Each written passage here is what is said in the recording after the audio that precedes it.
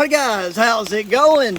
So we're finally getting a nice consistent rain and thunderstorm today, which I've been looking forward to. It's really just been nothing but these here and there spotchy storms coming through the past couple of weeks, on top of the extremely high humidity and stuff. I got like a new rain suit that I'm trying out from Military First. This is the first time I've wore it. That's why I didn't opt for a poncho. I just found a trash bag at the house and decided to use it to cover the pack, because it's supposed to be able to feed water pretty well. I don't know if it'll pick up that thunder or not. Should also be a really good test for this Free Soldier 10x10 tarp. I've not got to bring it out, but I opted for it because it's like a very thick, durable material. So we're supposed to be getting some winds. I hope we do, because that's the one thing. Even though this type of rain suit's highly breathable, it's kind of like a European Gore-Tex, humidity and stuff, you still sweat quite a bit in it. And now that we're under here, we'll be good to go.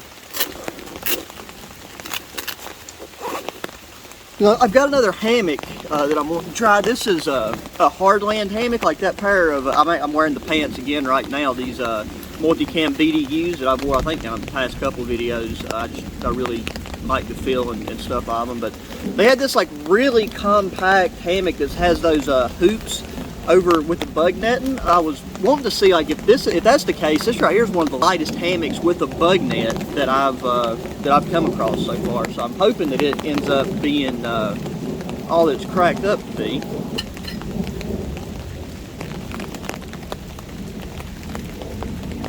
But there's no lightning in the forecast, so it's not really dangerous. Just thunder and rain and potentially high winds.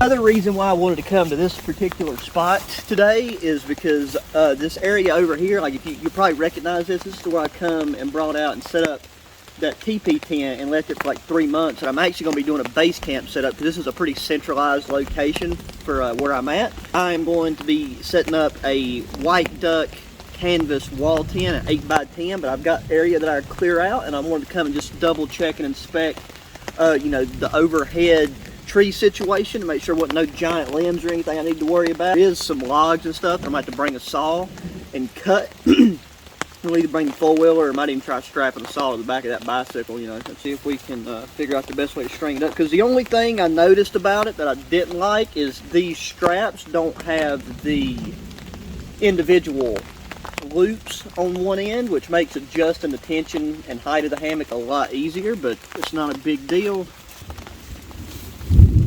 And there will definitely be a break in rain at some point, because it will kind of come through in waves.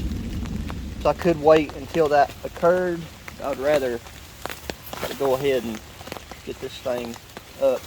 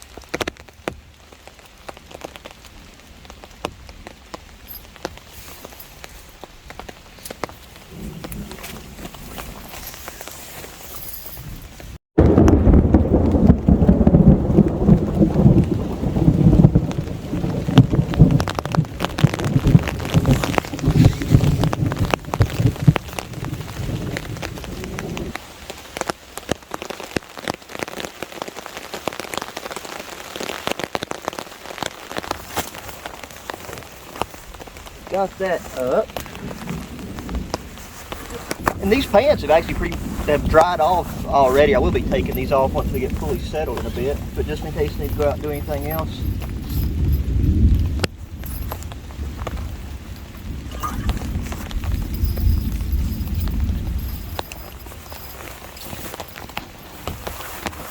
This is a very lightweight material.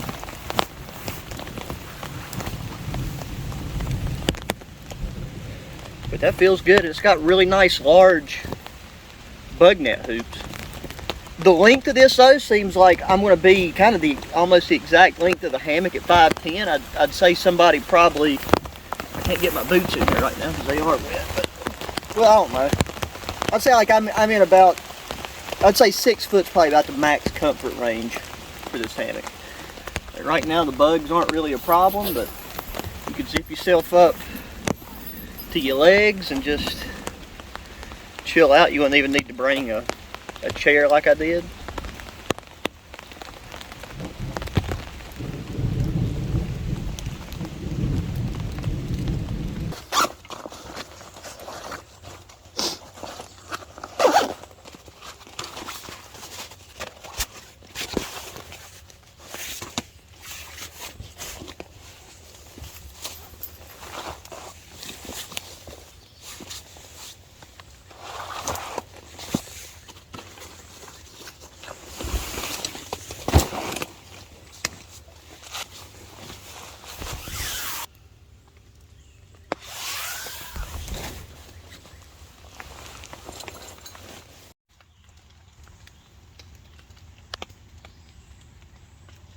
Got a bit of break in the rain, and all this area right here is where I'm wanting to take and put that 8x10 wall tent. Right here's a fire pit and some remnants of a fire reflector that I had whenever between this tree and that tree right there. I was used to build a bushcraft shelter, and then we went back here right behind the back side of the tarp and hammock, and that's where we set up our TP tent. That big log back there is going to have to go because the back of the tent is going to pretty much go right up past the back end where that fire reflector is, and after walking it off should fit perfectly width-wise between here. I think I'm going to have to bring a shovel and dig out that wall just a little bit to get the amount of levelness that I want. I think that spot right there will work perfectly for the first location for the canvas wall tent. There's another spot in a different section of mountain that I also would really like to put it, but I think I'm going to try to set this thing up in this area before cooler weather, like kind of during the fall, and so like the area that I would want to set it up is a lot harder to get to. And since I don't have any experience with a canvas wall tent, this area I've been able to get to and establish, you know, trails and everything, so I can get to it with the ATV. The other's a little bit more cut off, and you know, the canvas wall tent is extremely heavy. It's in like 3 parts really if you count the rainfly, but the poles and the main body and the floor, and then I also have to take, and I'm going to put my winter well wood stove in it. Just have to play it by ear, but y'all are going to come along for that journey, and we'll have a lot of fun with that. And I got tons of bushcraft stuff planned. I mean, I'm just really itching to, you know, get back out and do bushcrafting. Cold weather to get here. Got lots of cool shelters and stuff planned. Can't wait to use a lot of this new gear in cooler weather. That way I can enjoy the process a lot more. Here in a second, since we're just chilling, I'm going to take, I got a new woobie that I'm really excited about. I found it on armysurplusworld.com. I've just really been big into checking out all these like online stores, and it's a woobie that has a zipper around the end. It still has like the tie-out points. You can use it as a normal poncho liner, so it has that versatility, but it's a lot easier to make it into a sleeping bag because it's got a zipper, and then also it has like a double-ended zipper, so you can unzip the foot area for breathability or sleep with your boots on, which is something that depending on the weather condition and situation is something I like to do. Especially if I'm sleeping on the ground with, like, you know, a woobie and a wool blanket or something. I like being able to keep my boots on, have it out, and then in this case I don't have to worry about damaging the woobie blanket by like catching it with my heel or something. So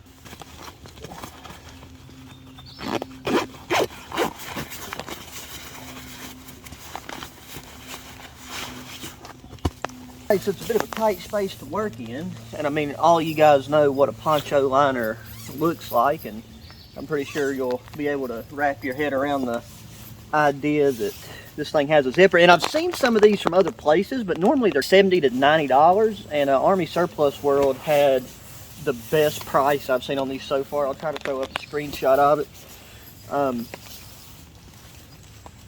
But yeah, like this is the foot area, and I've got it zipped up because I intend to use it as a sleeping bag. I brought that Z-fold sleeping pad, but with the temp tonight only getting down to I think like 66, I'm not going to need it because I'll just probably sleep on both layers of this if I need to crawl in. But so this is the foot box area. Just zip that straight up all the way to the end.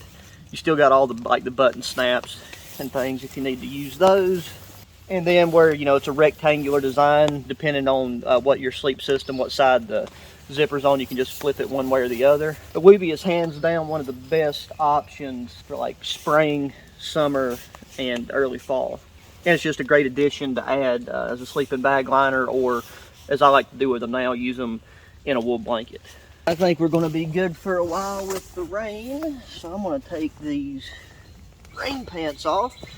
You can put them on and take them off with your boots on because they got side zips, which is something I really like about them, because whenever I put them on before I left, I've done so with these boots on, but since I've got all this dirt and stuff caked in my boots, I don't want to get that on the inside of my pants. So.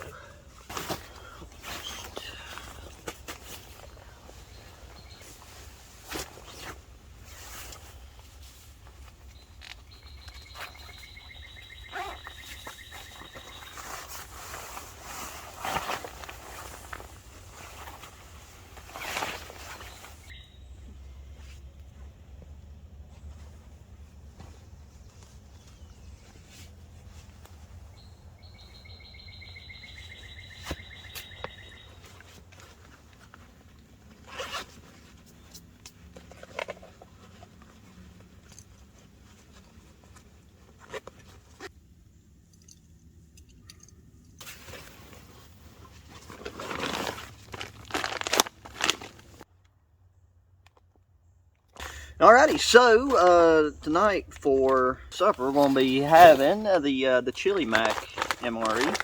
So we'll get this bad boy heating up. Now that it stopped raining, the bugs are starting to come out, so that's why I'm rocking with the red headlight. I got the white light on y'all pointing at me, so hopefully they'll come bother y'all instead of me. Use my hammock pouch right here as a nice little sitting storage area.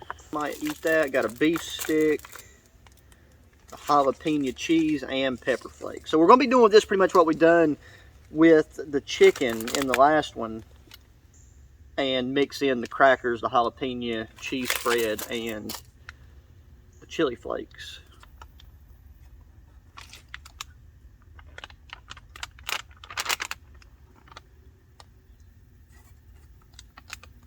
And luckily this heater's working, it's steaming already. Oh yeah, this heater is absolutely rocking. The Chili Mac MRE always feels a lot more substantial in terms of weight, and just, oh God, that is really hot.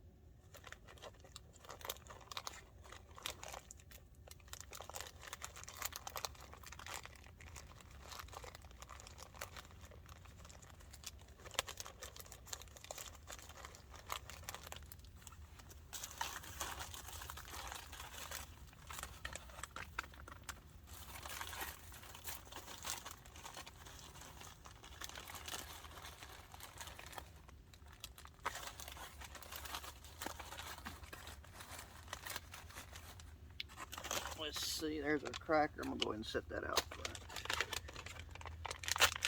Crack.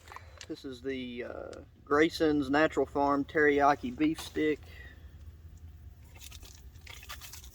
I feel like that would also be pretty good to take and squeeze some of that cheese on. So yeah, I can't remember if I mentioned it in any of the other videos, but it's like I was talking to the guy that owns MRE Mountain, and I was like, I learned a lot of interesting things about USA's MRE. in comparison to like other countries, because I was always wondering why there wasn't more companies that made MREs or some equivalent of it, and it's because there's only one machine in the whole country that can produce these types of bags, because like they're designed to like withstand heat and all the stuff that we was dealing with when we was in the desert. They're like the only type of package design that can handle being dropped from an airplane, because apparently that's how they delivered crates of MREs as they come out the back of a airplane in a giant bundle, and I guess they'd parachute down, so thought that was pretty cool.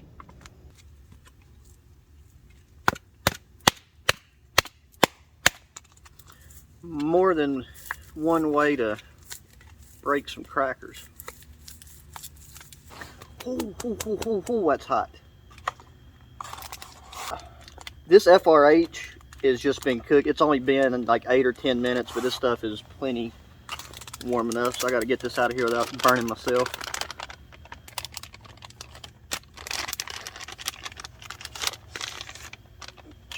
I mean, some of that moisture off, and to make sure we get a clean, because every time I open these by using the rip tabs, it works great till you get to the end, and then it splits off, and you're in like you got something just stuck hanging, and it'll rip down the side. It's nice and steaming. We'll get the jalapeno cheese spread.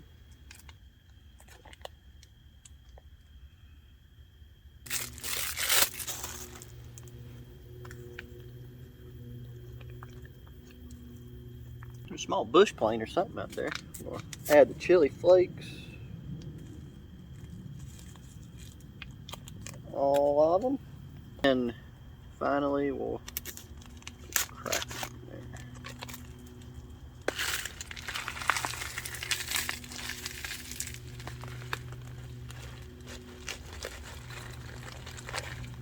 There is what that looks like. I mean, this is an MRE I've had many times, and I know it's one of the best.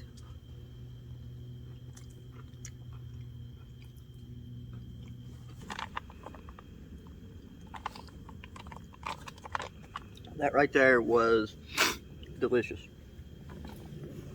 I really like these past two meals have been ones with that jalapeno cheese and the pepper flakes, because I really like having a spicy meal this time of year, make my nose run, kind of open up the sinuses. Where that lemon pound cake went. Normally, the cakes and stuff in MREs are very good, like whatever they use for part of the preservation method, keep these things super moist.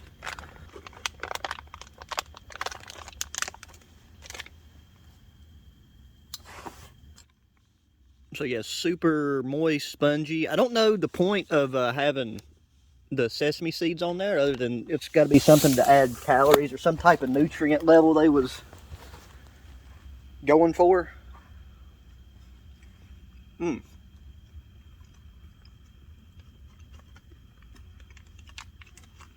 it's nowhere near as good as homemade, like fresh homemade pound cake, but compared to a lot of store-bought pound cakes I've had, this is top 3.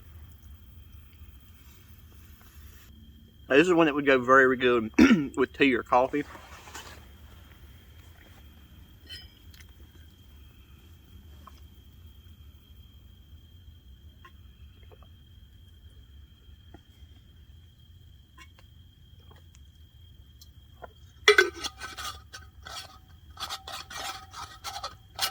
Well, it is time to hit the hay. Just gotta get the boots off. I'll probably leave them sitting in my chair, since I don't really care if it gets dirty now that I'm not going to be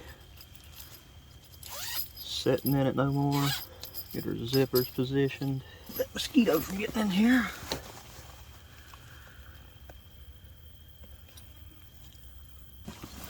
Ready.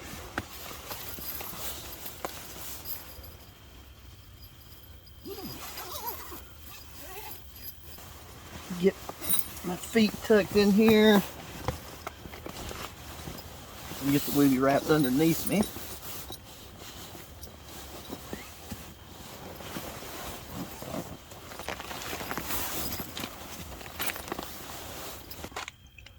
No, I gotta say, first impressions, I mean, I really like this hammock, but be wary if you're a wider individual.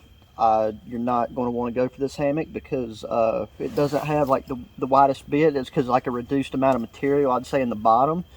But I gotta say, for me, this is perfect because most of the time you sink down into your hammock and you don't get the benefit of all the airflow that's going to be coming through where your bug net is. And with this, where I'm laying, I'm like right at face level with the sides of the hammock. So any breeze or airflow that comes through, I'm going to be able to enjoy it during like hot and humid weather. Don't know how it's going to perform in colder weather, but I'd say for warm stuff, this is going to be one of my new go-tos.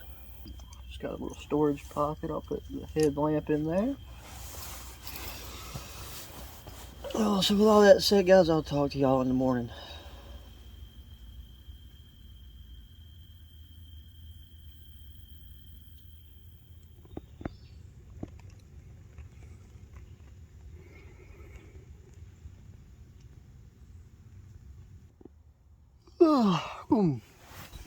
Good morning, guys. How's it going?